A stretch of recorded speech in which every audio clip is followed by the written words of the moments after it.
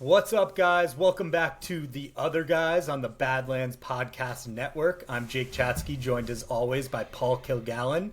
Paul, we're 4-3 after maybe the most disgusting Big Ten West football game I've ever seen in the NFL. How you doing? How you feeling?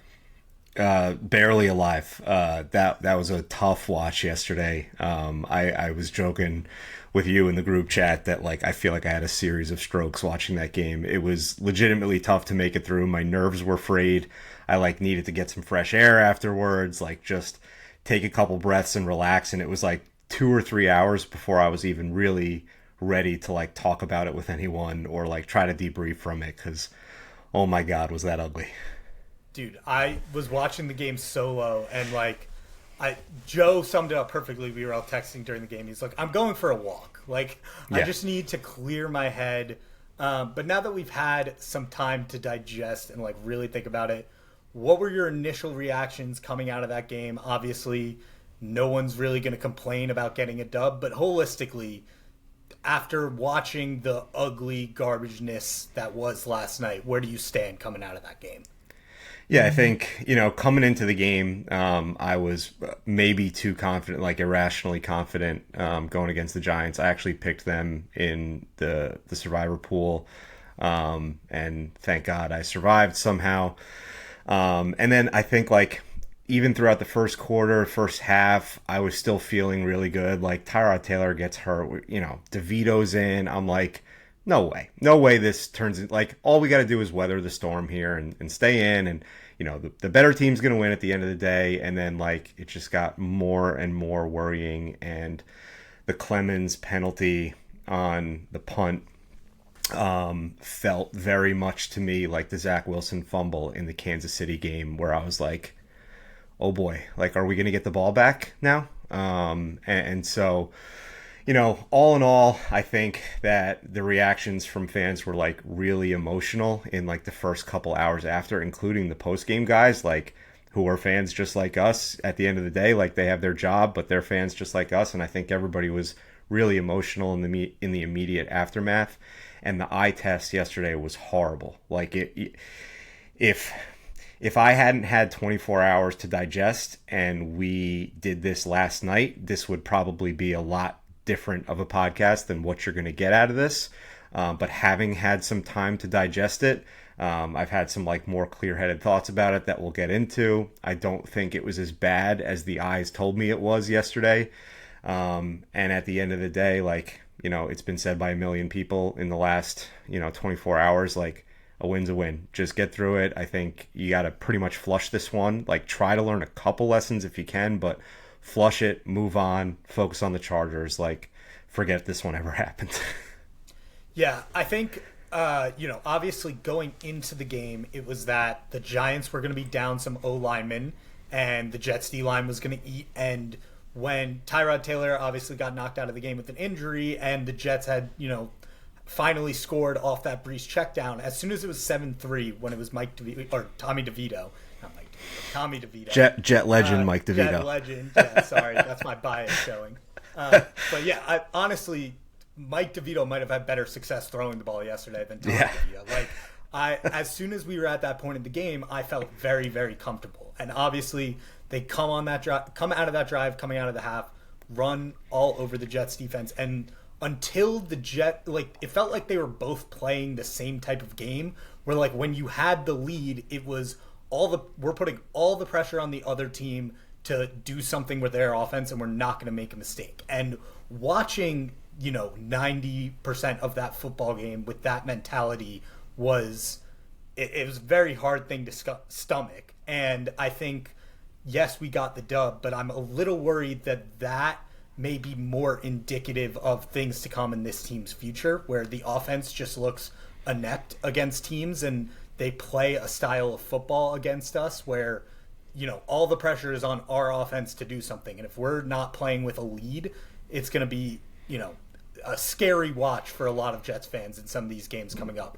Now, I will say the major caveat that we both wanted to talk about is the fact that they were down to their third center. Connor McGovern goes down immediately. His backup, Wes Schweitzer, goes down what feels like a play or two later. I know it was a couple plays after that, but they're down to their third string center. And I know you wanted to give a lot of credit where credit was due, especially that end of the game situation where they got the ref to spot check the ball at the end of the game. Talk a little bit about, the O-line and what you watched last week, I should say last game, and how they sort of impressed you throughout all those injuries. Yeah, I mean, you think about like the rotating cast of offensive linemen we've had over the last 10 years and these no-name guys that show up in other places and they're just never good. And like, Chuma Dogas and Brandon Shells and all these guys. And, what would make us think Xavier Newman was going to be any different than that, right? It's just another guy that we had to promote because of injuries. And he steps in there, and he has to play guard for a few snaps, or, I guess he went in at center right away, but no, was Schweitzer snapping? I don't even know. I don't even know how it went all down. So I think Schweitzer was snapping, and I don't know if he was in until he went in for center. Right? Okay. So maybe they moved. However it went down, like you take this guy who was a guard at Baylor, and parsing through all the press conferences from last night and this morning, like he played guard at Baylor, and they asked Salah, like, had he ever snapped in practice? They were like, no, we just knew he could snap. Like, it was just this thing that totally existed in theory that we had never actually done, never practiced. He never practiced it in college. He was a guard at Baylor.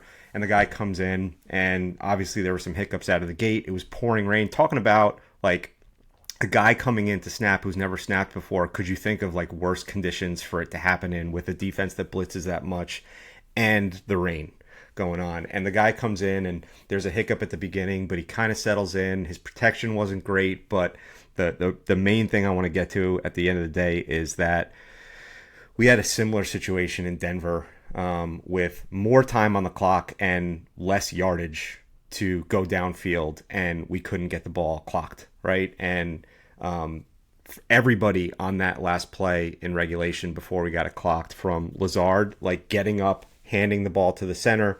Xavier Newman checked with the umpire and the line judge that he had the ball in the right spot. The referee comes down, touches the ball. It's officially snapped. Like, everything was perfect, right?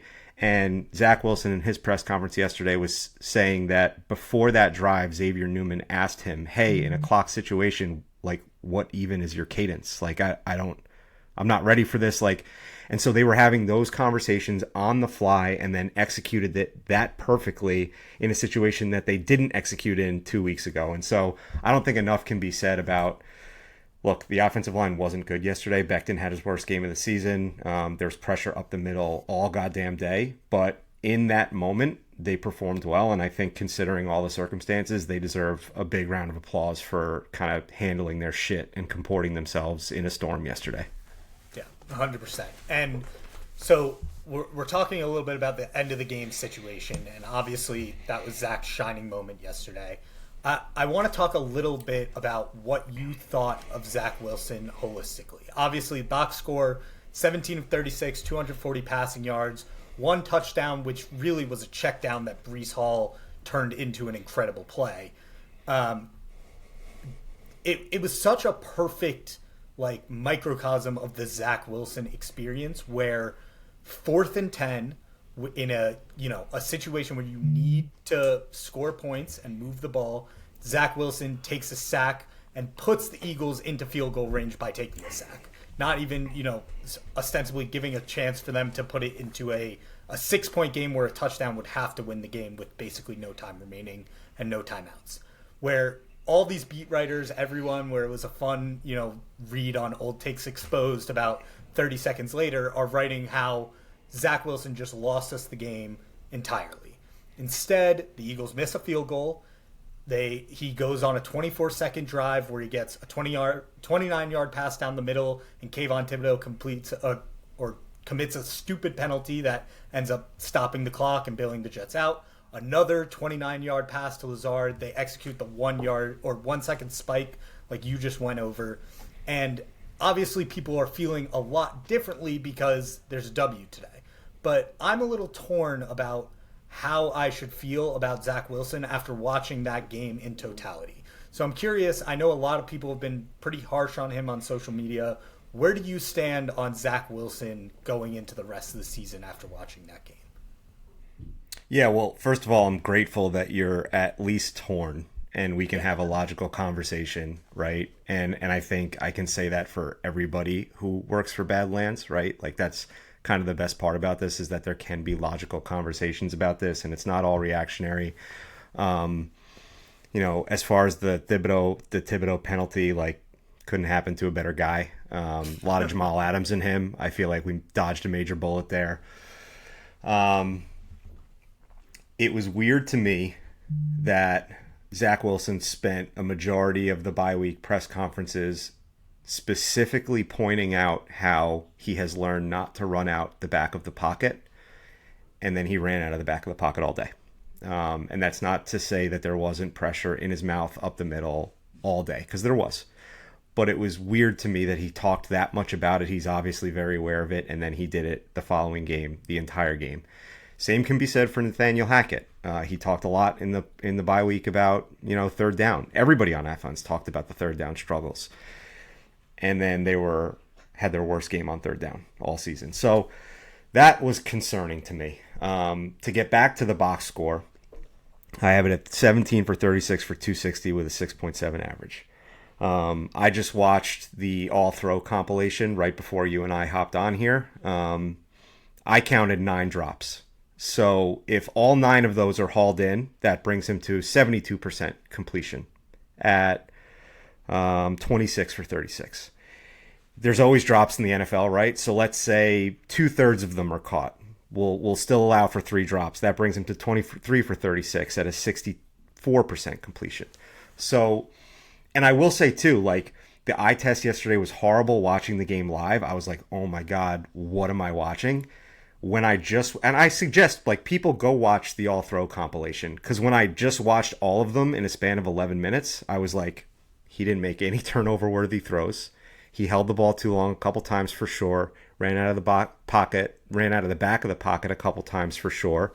The bad throws he did have were generally short. They weren't sailing them like he's done in the past, where you're leaving it up for grabs for whoever's behind the intended receiver.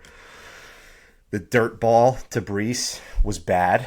Some of the drops were horrific. Like Lazard, and I wrote this down too. Alan Lazard ranks second in the NFL with a 19% drop rate. Randall Cobb would rank first in the NFL at 40% if he had enough targets to even qualify, right? And so like the drops are a problem. They're becoming more and more of a problem every week. They were a huge problem yesterday, and I think I kind of take all that in to say, yeah, Zach Wilson, he wasn't great yesterday, but when we're talking about Zach Wilson not having a good game in 2023, it's a lot different than Zach Wilson's bad games in 21 and 22. And I think that that's just an important note to make here. And I'm getting a little tired of the like reactionary, like this team cannot continue with Zach Wilson as the quarterback after every time there's a bad game on offense, because I think that in 2023, the reality has been that when the receivers and the O-line are performing, Zach Wilson looks great. And when they're not, he looks bad and the whole team looks bad. And maybe he's never going to be the guy that elevates everybody around him. Maybe that's just who he is. But this bad game in 2023 was nowhere near the bad games in 21 and 22. And I think the team has showed that like they're not moving on from him. So what about that game yesterday would make anybody think, based on all the history we have and everything that he's survived, that like now's the time where we got to go and find another starting quarterback? I'm glad we can stop talking about Kirk Cousins. Horrible for his injury. I feel terrible, right? But I'm at least glad that we can stop talking about trading for